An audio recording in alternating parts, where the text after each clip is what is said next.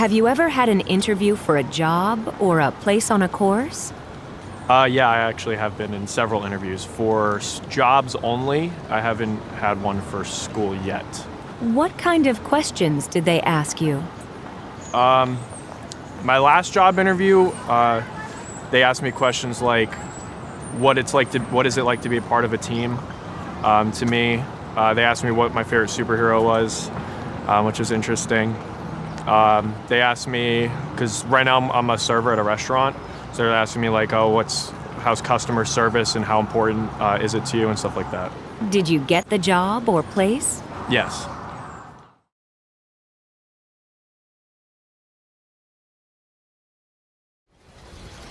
Do you believe in ghosts or UFOs? I do believe in ghosts. I believe in ghosts because I grew up in a house where there is a ghost.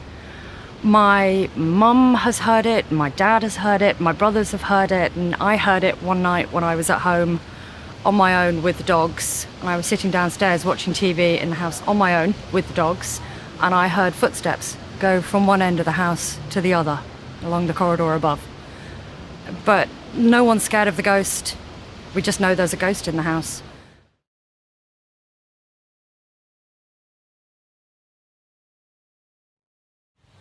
Have you ever given anyone first aid?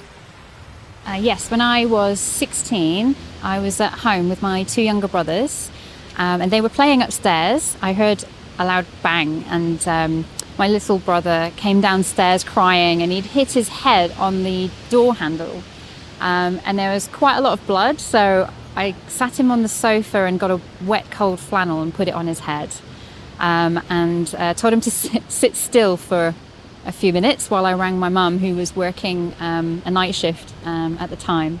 And then while I was waiting for her to come home, I just checked his head, made sure that it wasn't bleeding too much. And yeah, it was fine. My mum came home, took him to the hospital, so that's fine.